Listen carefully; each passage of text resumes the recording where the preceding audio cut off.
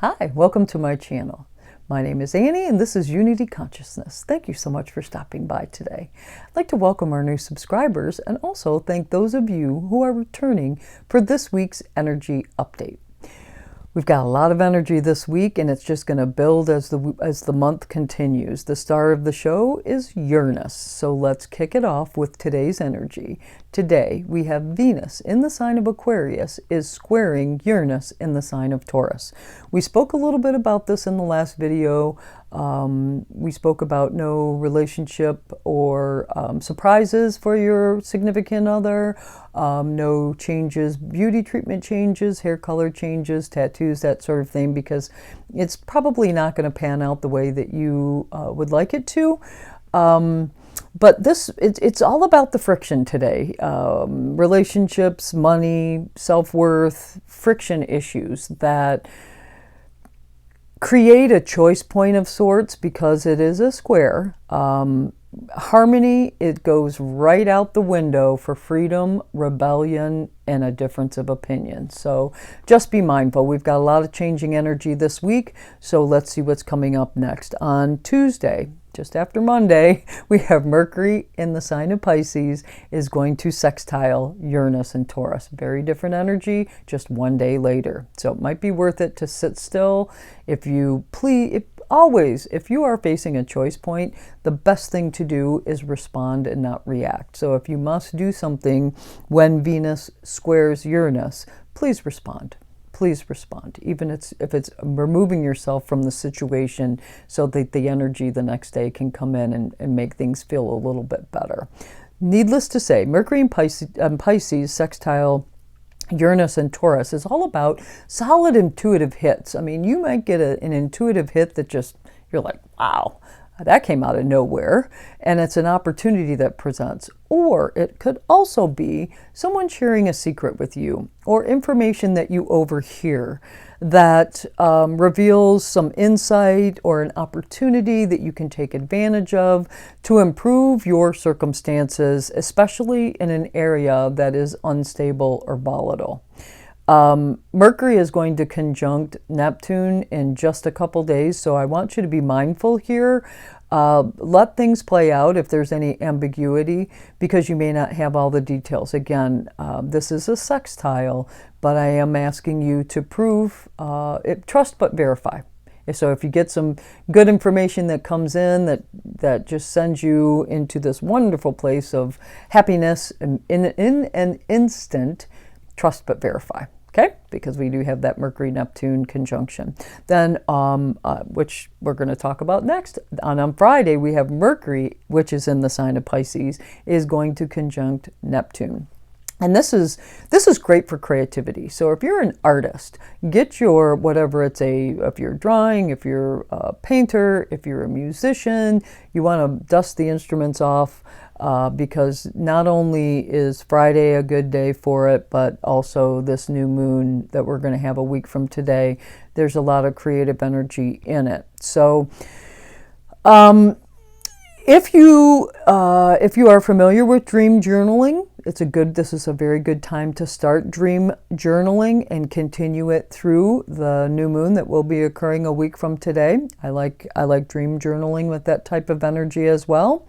If you do, however, have meetings planned where you will be discerning or strategizing or analyzing, not a good day for that. I would move the meeting for sure. There's just too much ambiguity to be specific. Also, if you're traveling or booking travel, just create some space for pivot should you be rerouted in any way, shape, or form, whether it's on that day or booking travel for a later time. Just give yourself some play there. I think that would behoove you to do so.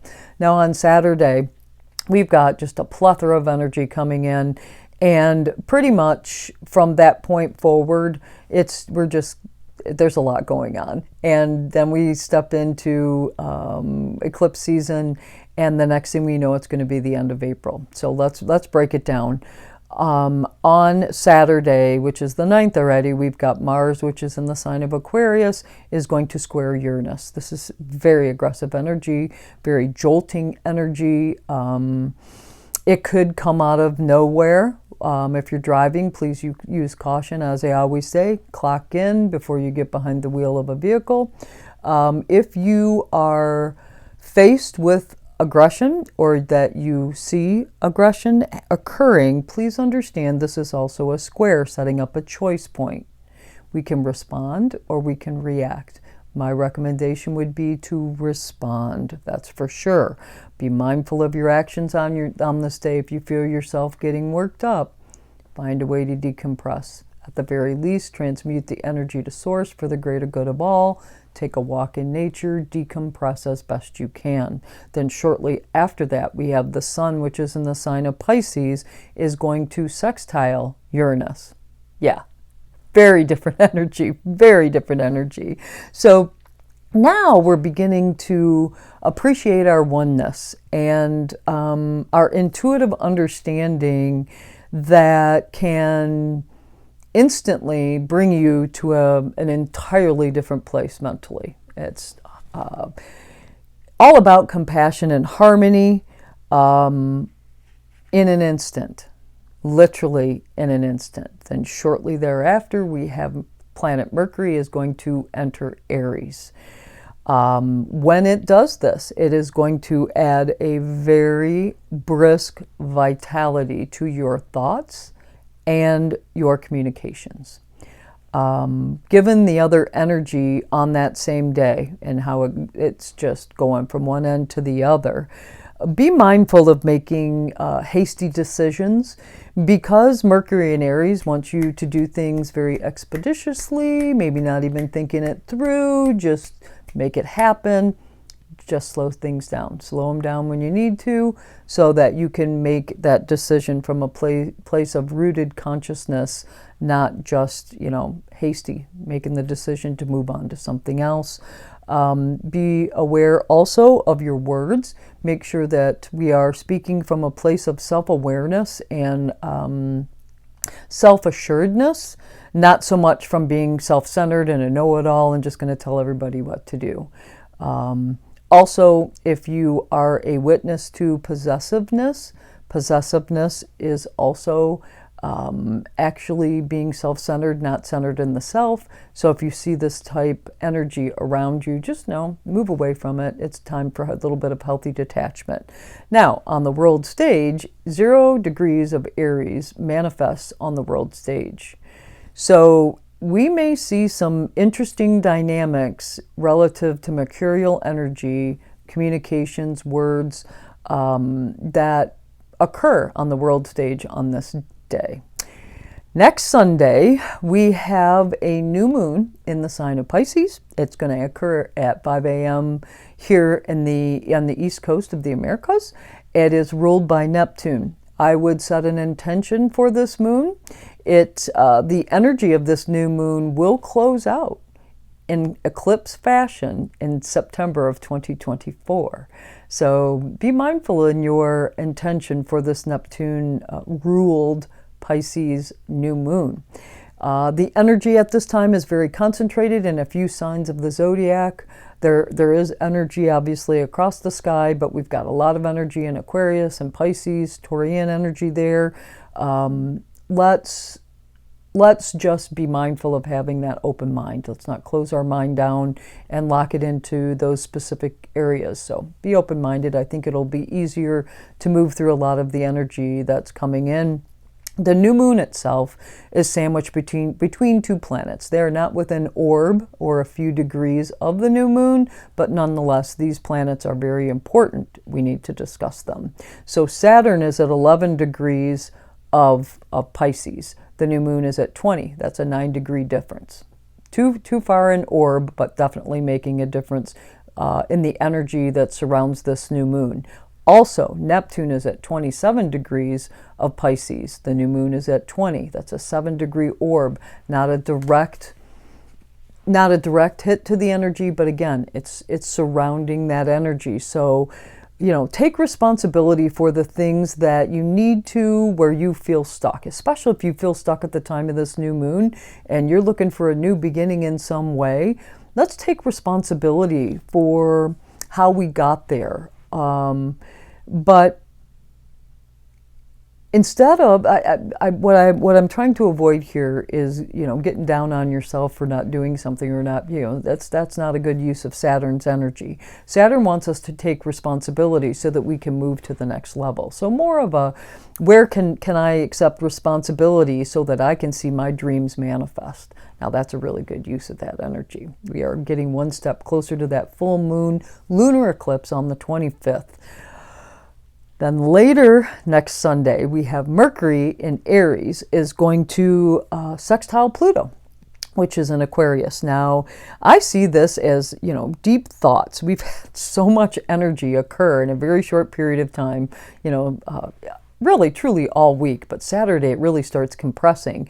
We are now starting to sit with our thoughts and drill down on those thoughts, and it's creating transformations of sorts. It is, Pluto checking in on Mercury's the commitment to transparency. As Mercury crossed paths with Pluto back in Aquarius, there was a commitment to transparency. So Pluto is asking us to drill down and make sure that we're being transparent in our deeds, our thoughts, and our words. Mercury is now in Aquarius, so. I do like this energy, especially with it sextiling Pluto. We can really make some good transformational changes based on the energy that presented just before that. So things are really starting to get amped up. If you've been bored with March so far, I know we're only on the 3rd day, but certainly by the end of this weekend, it's just going to continue to get cranked up. We have Mercury going to go retrograde, actually in shadow this month, retrograde next month, and then we have a couple other planets going retrograde, and then we have our eclipses too later in this month, and on the 25th, and then 2 weeks later another eclipse. So eclipse season is upon us, and so we should be getting ready for that energy now. I decided to use the Field Tarot deck. Again, I wanted to kind of get a vibe on the field for this week, because we have so many changes coming up. And this is the deck I used by Hannah Elizabeth Fofana. The card that jumped out at us today is the Moon card. However, this is a full moon, not a new moon. You can actually see the full moon in the sky there. If it was a new moon, you wouldn't be able to see it. Nonetheless, let's see what the book has to say. The moon. The moon suggests that all may not be as it seems, whether it be a misunderstanding, hidden truth, or suppressed emotion. Allow your intuition to shine light on what might not be seen or known. Let it guide you through the darkness. Keywords: illusion, fear, subconscious, withheld information, and intuition. Yeah, that pretty much sums up we'll be all over the place this week. Well, thank you so much for joining me today. If you like this video, please do click the like button. If you know someone that could be helped by this video, please do co-create with me and share the video with them. If you want to know when videos are being dropped, click the subscribe button. And if you have any comments or suggestions, please post them in the comments section below. I always love hearing from you. I hope you have a fabulous week. Namaste.